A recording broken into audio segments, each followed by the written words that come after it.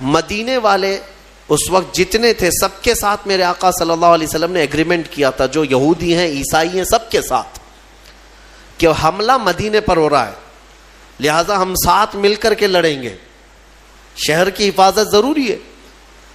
یہودی جو تھے اس میں بنو نذیر ایک قبیلہ ہے اور بنو قریظہ، یہ دو قبیلے تھے۔ بنو نذیر کے ساتھ بھی حضور صلی اللہ علیہ وسلم نے معاہدہ کیا تھا، مکہ والوں کے خلاف ہم سب مل کے لڑیں گے، کیونکہ نقصان ہوگا تو تمہارا بھی ہوگا ہمارا بھی ہوگا مدینے پر۔ تو سب کا اس بات پر ایگریمنٹ تھا۔ لیکن آپ کو میں بتاؤں، جب لڑائی کے لیے آئے تو طے یہی پایا تھا کہ وہ مدینے کے جتنے یہودی اور عیسائی ہیں وہ بھی حضور کے ساتھ کھڑے رہیں گے۔ لیکن ان ظالموں نے کیا کیا، احزاب، یہ جنگ بھی جو ہوئی ہے خندق، مشرکین کے ساتھ لڑائی ہوئی، دشمنوں کے ساتھ۔ ایک بات میں آپ کو بتاؤں، پہلے بھی میں نے عرض کیا ہے، حضور پاک صلی اللہ تعالی علیہ وسلم اور ان کے صحابہ مکہ والوں کو چھیڑ چھیڑ کر کے لڑنے کے لیے جاتے تھے، یا مکہ والے لڑنے کی تیاریاں کیا کرتے تھے؟ الزام ہے نا آج بہت سارے لوگ کہ یہ جنگیں کرتے تھے۔ اس کی میں ایک وجہ بتاتا ہوں آپ کو، آپ اگر سینس رکھتے ہیں، تھوڑی بہت عقل رکھتے ہیں تو خود سمجھ لیں گے۔ اگر ہبلی، اللہ نہ کرے، ہبلی شہر ہے اور بیلگام شہر ہے، دو بڑے شہر ہیں، دونوں شہر کے کچھ لوگوں کے درمیان لڑائی ہو گئی یا کچھ معاملات ہو گئے، ہبلی کے آس پاس میں اگر لڑائی ہوئی ہے تو آپ کیا کہیں گے اس چیز کو؟ عقل والے سمجھتے ہیں بیلگام والے لڑنے آئے تھے یا ہبلی والے گئے تھے؟ وہ لوگ 100 کلومیٹر دور سے سفر کر کے یہاں آئے ہیں، اسی لیے قریب میں لڑائی ہوئی۔ اور اگر اس شہر کے قریب میں لڑائی ہوتی تو آپ پر الزام ہوتا کہ آپ گئے تھے لڑنے کے لیے۔ بات صحیح ہے۔ اب جتنی بھی جنگیں آپ دیکھیں گے، جنگ بدر، جنگ احد، جنگ خندق، یہ سب مدینے کے آس پاس ہوئی ہیں۔ اس کا مطلب یہ ہے کہ صحابہ نہیں جاتے تھے، مکہ والے لڑنے کے لیے آتے تھے، کیڑے کم تھوڑی نہ تھے، مار کھاتے تھے، مرتے تھے، پھر آتے تھے۔ حضور پاک صلی اللہ تعالی علیہ وسلم اور صحابہ کو چھیڑنا ان کی عادت تھی۔ جنگ خندق بھی جو ہوئی ہے وہ کہاں ہوئی؟ مکہ میں نہیں ہوئی، مدینے کے آس پاس، مدینے سے صرف 5 کلومیٹر کا فاصلہ ہے۔ یہ مکہ والے پوری تیاری کر کے 12,000 لوگوں کو جمع کر کے لائے تھے، اتنا بڑا لشکر کہ جنگ احد کے بعد یہ تیسری جنگ تھی، ان کا حوصلہ تھوڑا بڑھ گیا تھا، مدینے والوں کو ماریں گے۔ اور مدینے میں رسول کریم صلی اللہ تعالی علیہ وسلم کے ساتھ جو صحابہ، اس وقت بھی فاقے کا عالم تھا، ابھی پورے اسٹیبلش نہیں ہے۔ اور یہ جو جنگ لڑی گئی ہے وہ ایک الگ ٹیکنیک سے لڑی گئی تھی۔ حضرت سلمان فارسی رضی اللہ تعالیٰ عنہ صحابی رسول، وہ فارس کے رہنے والے تھے۔ وہاں جو جنگیں لڑی جاتی تھی، دو جماعتوں کے بیچ میں ایک گڑھا کھود دیا جاتا تھا، خندق۔ عرب والوں کو یہ طریقہ معلوم نہیں تھا۔ حضرت سلمان فارسی نے حضور اکرم صلی اللہ علیہ وسلم کی بارگاہ میں مشورتاً عرض کیا کہ مشرکین مکہ اگر آئیں گے تو ایسا ہے کہ مدینے میں داخل ہونے کا ایک ہی بڑا راستہ ہے جس سے پوری فوج جا سکتی ہے، باقی سب چھوٹے چھوٹے راستے۔ اس بڑے راستے کے باہر ہم لوگ ایک بڑی خندق کھود دیتے ہیں تاکہ وہ آئیں تو مدینے شہر کے اندر نہ آئیں، کیونکہ شہر میں اگر لڑائی ہوگی تو گھر ٹوٹیں گے، بستیاں اجڑیں گی، دکان برباد ہوں گے، بہت کچھ ہو جائے گا، اس لیے ان کو شہر کے باہر ہی گھیر دیتے ہیں۔ حضور نے ان کا مشورہ پسند کیا اور خندق کھودی گئی، تقریباً 1 مہینے تک کھودی گئی تھی، اور وہ کافی بڑی خندق۔ عرب کا تیز دوڑنے والا اچھی نسل کا گھوڑا بھی چھلانگ لگا کر اس خندق کو پار نہیں کر سکتا تھا، اتنی چوڑی تھی وہ خندق۔ اس خندق کو کھودنے میں خود میرے آقا صلی اللہ تعالی علیہ وسلم نے اپنے ہاتھ میں کلہاڑی اٹھائی ہے۔ اور یہ وہ دور تھا جب صحابہ بھوک کی شدت کی وجہ سے پیٹ پر پتھر باندھتے تھے۔ حضرت ابو ہریرہ فرماتے ہیں، نہیں بلکہ دوسرے صحابہ اکرام سے یہ روایت ہے کہ حضور پاک صلی اللہ تعالی علیہ وسلم اس وقت اپنا جبہ اٹھا کر دکھاتے ہیں تو آپ کے پیٹ پر 2 پتھر بندھے ہوئے تھے۔ یہ پتھر کیوں باندھتے تھے اس وقت؟ کہ مضبوط ایک کپڑے سے پتھر باندھ دیے جاتے تھے تاکہ بھوک پریشان نہ کرے پیٹ اگر خالی چھوڑ دیا جائے تو بار بار بھوک لگتی ہے، اور اس پیٹ کو ٹائٹ باندھ دیا جائے تو بھوک کم لگتی ہے۔ یہ عربوں کا طریقہ تھا، پیٹ پر پٹا باندھ لیتے تھے۔ حضور اکرم صلی اللہ تعالی علیہ وسلم اس وقت پتھر باندھے رہتے تھے کہ بھوک پریشان نہ کرے۔ اور خندق جو کھودی گئی ہے انہی فاقہ کشی کے عالم میں کھودی گئی ہے۔ پھر اس کے بعد مشرکین جب آئے تو وہ دیکھ کر کے حیرت میں رہ گئے، یہ کیا طریقہ ہے، ہم کو شہر میں داخل ہونے نہیں دیا جا رہا ہے، یا مطلب یہ چیز نہیں تھی ان کے لیے۔ خندق کے اس طرف کھڑے ہو گئے، جنگ شروع نہیں ہوئی۔ اس میں 3 بڑی جماعتیں تھیں، قبیلہ بنو غطفان اور قریش، اور پھر ایک نجد کا ایک قبیلہ تھا۔ بڑے بڑے 3 قبیلے اس میں آئے تھے جنگ کرنے کے لیے۔ حضور پاک صلی اللہ تعالی علیہ وسلم اور ان کے صحابہ، آزمائش میں آپ کو بتاؤں کیسی تھی۔ مدینے والے اس وقت جتنے تھے سب کے ساتھ میرے آقا صلی اللہ علیہ وسلم نے ایگریمنٹ کیا تھا، جو یہودی ہیں عیسائی ہیں سب کے ساتھ، کہ حملہ مدینے پر ہو رہا ہے، لہذا ہم ساتھ مل کر کے لڑیں گے، شہر کی حفاظت ضروری ہے۔ یہودی جو تھے اس میں بنو نذیر ایک قبیلہ ہے اور بنو قریظہ، یہ 2 قبیلے تھے۔ بنو نذیر کے ساتھ بھی حضور صلی اللہ علیہ وسلم نے معاہدہ کیا تھا، مکہ والوں کے خلاف ہم سب مل کے لڑیں گے، کیونکہ نقصان ہوگا تو تمہارا بھی ہوگا ہمارا بھی ہوگا مدینے پر۔ تو سب کا اس بات پر ایگریمنٹ تھا۔ لیکن آپ کو میں بتاؤں، جب لڑائی کے لیے آئے تو طے یہی پایا تھا کہ وہ مدینے کے جتنے یہودی اور عیسائی ہیں وہ بھی حضور کے ساتھ کھڑے رہیں گے۔ لیکن ان ظالموں نے کیا کیا، حضور اکرم صلی اللہ تعالی علیہ وسلم کے ساتھ آئے نہیں میدان میں، چند اپنے لوگوں کو بھیجا اور اپنے سارے قلعے میں یہودی بیٹھ کر میٹنگ کرنے لگے، اور حضور پاک کی ساری تیاریوں کی خبریں مکہ کے کافروں کو دینے لگے، مشرکین۔ یہ دھوکے باز تھے، حضور پاک صلی اللہ علیہ وسلم کی ساری خبریں مکہ والوں کو پہنچانے لگے۔ انہوں نے دھوکہ دیا، خدا کیا، غش کیا، یہ ساری چیزیں ہوئی۔ اب جو حضور کے ساتھ تھے اس میں کچھ منافقین بھی آئے ہوئے تھے، اور وہ موسم کی سختیاں دیکھنے لگے، ایسی ہوائیں تیز چلی کہ لوگوں کا کھڑا ہونا مشکل تھا وہاں۔ هُنَالِكَ ابْتُلِيَ الْمُؤْمِنُونَ وَزُلْزِلُوا زِلْزَالًا شَدِيدًا، اللہ فرماتا ہے یہ وہ جگہ تھی جب مومنوں کو آزمایا گیا اور انہیں بہت اچھی طرح سے ہلا دیا گیا تھا۔ وَإِذْ يَقُولُ الْمُنَافِقُونَ، اور اس دن منافق یہ کہہ رہے تھے، کیا کہہ رہے تھے، ارے ہمارے گھر میں عورتیں خالی ہو گئی ہیں، چھت اڑ گئی ہیں اور ہم کو جانا ہے مدینے میں، یہ کہہ کر کے حضور کو چھوڑ کر چلے گئے۔ جو جماعت میں یہ وہ لوگ تھے جو مسلمان نظر آتے تھے، حضور کے ساتھ نماز بھی پڑھتے تھے، ان کا سب مسلمانوں کے ساتھ چلتا تھا، لیکن جب حالات سخت ہو گئے بھاگ گئے۔ وہ ایک ہی لاٹھی سے بھاگنے والے لوگ سب مدینہ میں بھاگ کر کے چلے گئے، اور میدان میں کون بچے، وہی صحابہ جو نبی پاک صلی اللہ تعالی علیہ وسلم کے لیے اپنی جان بھی قربان کرنے کے لیے حاضر رہا کرتے تھے۔ وہ عاشقین کی جماعت کھڑی رہ گئی، اس میں چند لوگ تھے۔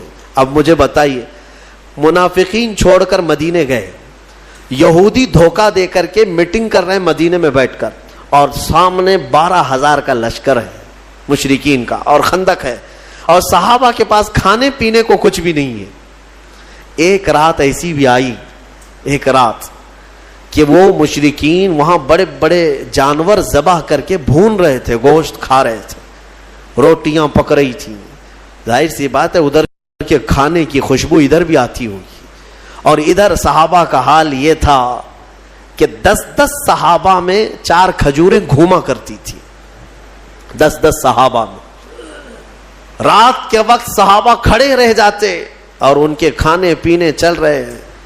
حضور پاک صلی اللہ تعالی علیہ وسلم نے صحابہ سے پوچھا کہ مجھے لگتا ہے کہ تمہیں کھانے کی خوشبوؤں نے پریشان کر رکھا، اور ادھر کے کھانے کی۔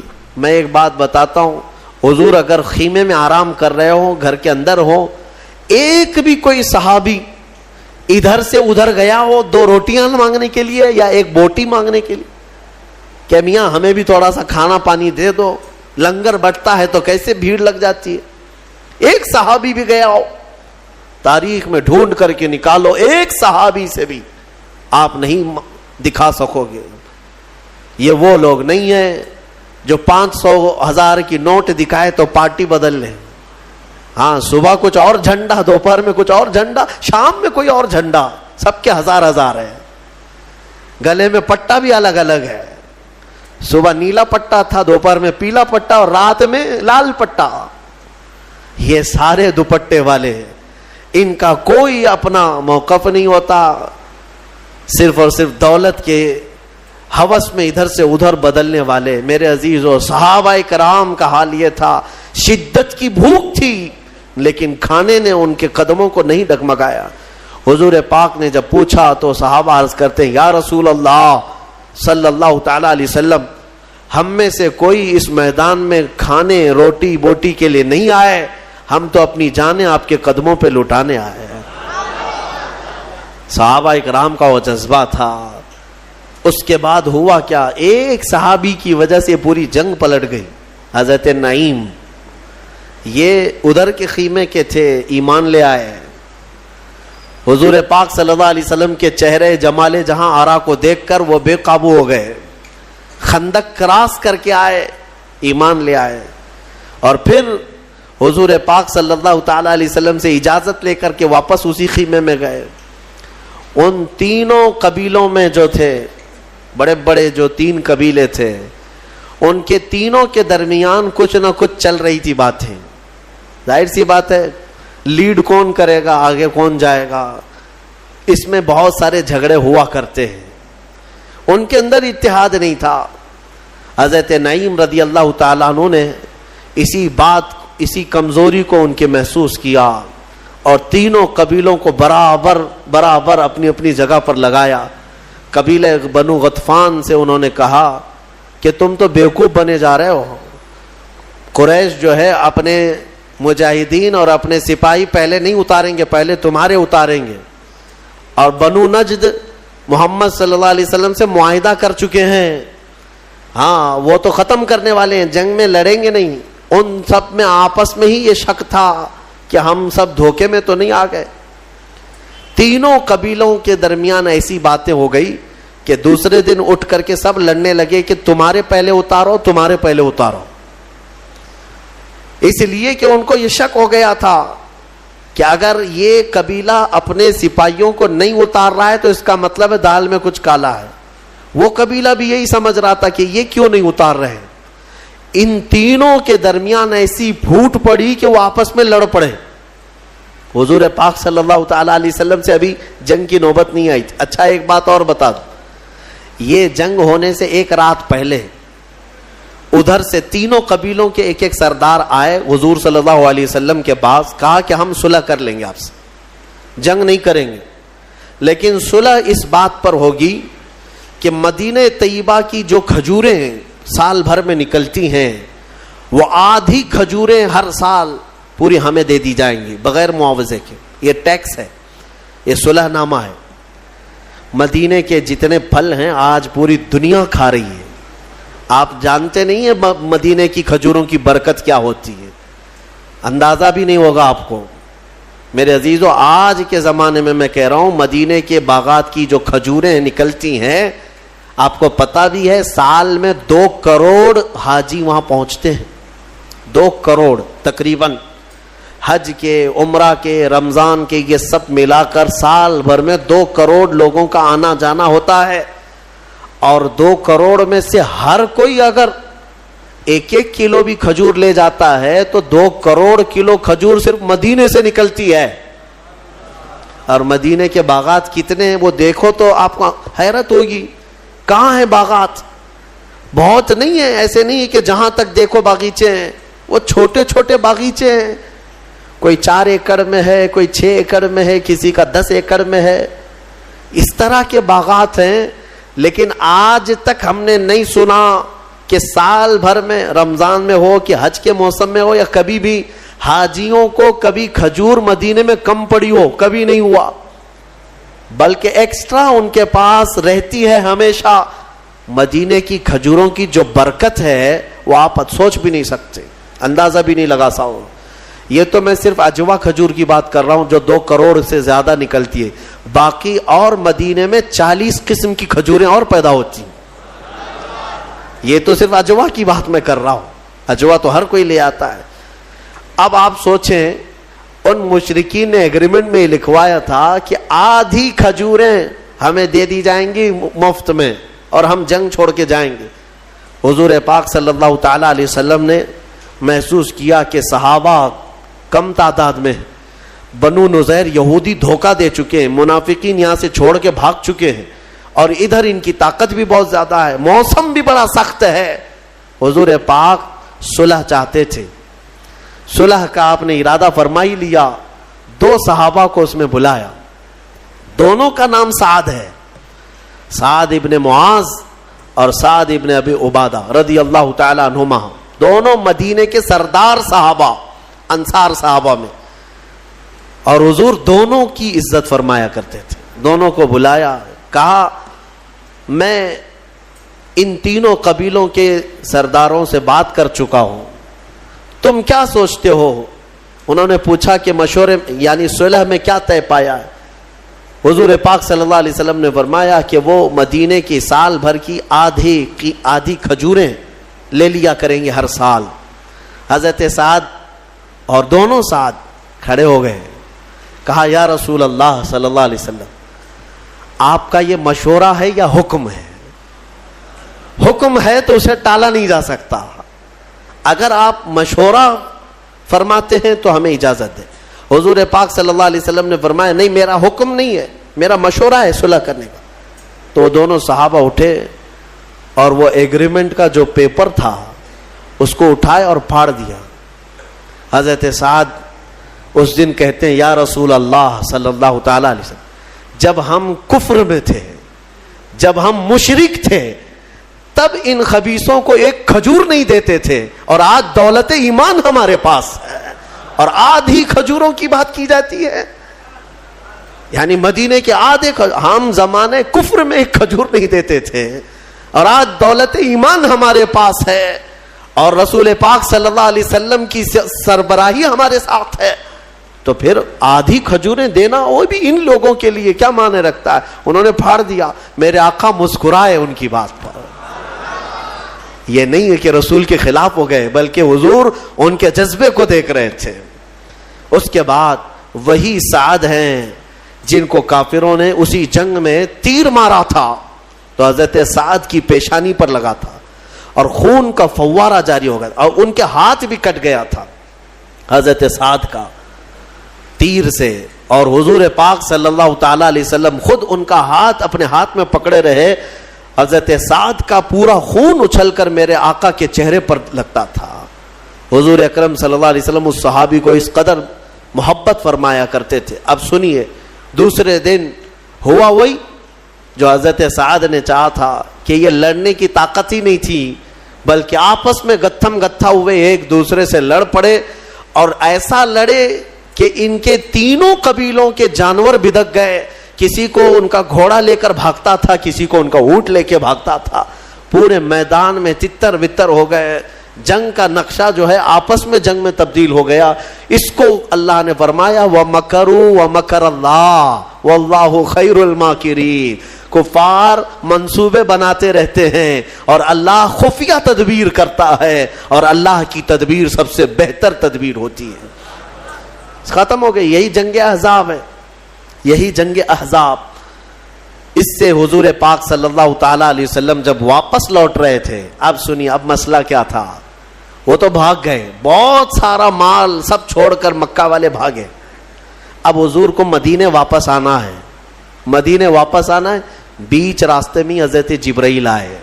کہا یا رسول اللہ صلی اللہ علیہ وسلم، رب تعالیٰ کی یہ منشا ہے کہ ان مشرکین سے تو آپ نپٹ گئے، وہ بنو نذیر یہودی جو دغا کیے، دھوکہ کیے، ان کے ساتھ بھی آپ جنگ کے لیے یہیں سے نکلے. ایک جنگ ختم ہوئی ہے، ابھی مدینے پہنچے نہیں. پھر جبرائیل امین کا حکم آیا کہ یہیں سے ان کو بھی نپٹا کر کے آ جائیں جو دھوکہ دیے ہیں. بنو نذیر یہ بھی مدینے کے باہر رہتے تھے. ایک قلعے میں بند ہو کر انہوں نے ایگریمنٹ بھی توڑ دیا تھا، بلکہ ہتھیار صاف کر رہے تھے کہ اب مکہ والوں نے تو مدینے حضور صلی اللہ علیہ وسلم کو مار دیا ہوگا, ہم بھی نکلیں گے, ہم بھی ماریں گے, پورا مدینہ ہمارا ہے. وہ سارے شیخ چلی کے پلان پہلے سے بن رہے تھے, انہیں پتہ ہی نہیں میدان میں ہوا کیا ہے. جب وہاں پر وہ سب میٹنگیں چل رہی تھی, ادھر جبرائیل امین حضور سے عرض کر رہے تھے کہ آقا رب تبارک و تعالیٰ کا حکم ہے. اب میرے آقا صلی اللہ تعالی علیہ وسلم نے صحابہ سے پوچھا, 1 مہینے تک جنہوں نے خندق کھودی ہو, بھوکے پیاسے کھڑے ہوں, کئی زخمی ہو چکے, اور اس جنگ کی اختتام کے بعد مدینے لوٹ رہے ہوں, بیچ راستے میں حضور پھر کہیں کہ یہاں سے اور ایک جنگ پہ جانا ہے, کیا کیفیت ہوگی؟ سننے میں تمہیں آسان لگے گا, پریکٹیکلی معلوم پڑے گا. روزے کے عالم میں صبح نکل کر کے کسی جگہ جاؤ, کام کرو, دوپہر میں کوئی آ کر کے کہے یہاں سے اور ایک جگہ جانا ہے, منہ لٹکا لو. ہاں, وہ صحابہ 1 مہینے تک وہاں کھڑے رہے بھوکے پیاسے, ایک دن کی بات نہیں. جنگ میں بیچ راستے میں حضور پاک نے پوچھا صحابہ سے کہ میرے صحابہ, جبرائیل آئے اور مجھے اللہ تعالیٰ کا پیغام سنا ہے کہ یہاں سے بنو نذیر کے خلاف جنگ کے لیے ہمیں نکلنا ہے, جنہوں نے دھوکہ دیا ہے مدینے والوں کو, تمہارا کیا خیال ہے؟ صحابہ نے یہ کہا کہ مرہم پٹی کر لیں گے, کھانا پانی پی کر کے کھا کے آئیں گے, بیویوں سے بات کر کے آ جائیں گے, گھر بار دیکھ کے آئیں گے. مہینہ بھر ہوا, حضور نے جب پوچھا کہ تمہارا کیا خیال ہے, صحابہ کہتے ہیں یا رسول اللہ دیر کس بات کی, چلے یہیں سے چلتے ہیں.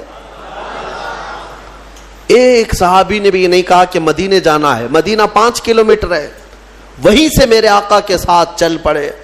قرآن نے اسی لیے ان صحابہ کے بارے میں کہا ہے رضی اللہ عنہم ورضوا عنہ, اللہ ان سے راضی ہوا اور یہ اللہ سے راضی ہوئے. یہ یوں ہی نہیں ہے, اللہ تعالیٰ ان صحابہ سے کیوں راضی تھا کہ انہوں نے اپنی جانیں جوخم میں ڈالی ہیں لیکن شکایت کبھی نہیں کیا, بھوک بھی برداشت کیا, پیاس بھی برداشت کیا, مصیبتیں بھی برداشت کی, لیکن شکایت کبھی نہیں کیا. بنو نذیر کی جنگ میں بھی گئے اور پھر اس قلعے کا محاصرہ کیا. وہ تو میاں مٹھو بنے ہوئے پہلے سے پلان بنا رہے تھے, ان کو ایسا لگ رہا تھا ہم مار ڈالیں گے, کاٹ ڈالیں گے, ختم کر ڈالیں گے. حضور پاک باہر کھڑے صحابہ کے ساتھ, ان کو بلایا, آ جاؤ. انہوں نے کہا ہم جنگ کریں گے. حضور پاک صلی اللہ علیہ وسلم کی طرف سے حکم ہوا کہ ہم جنگ نہیں کرنا چاہتے, تم آ جاؤ. تم سب نے دھوکہ دیا, ایگریمنٹ توڑے. اندر سے ان لوگوں نے پلان بنا کر کے یہ کہا کہ چلو لڑتے ہیں جتنے ہیں.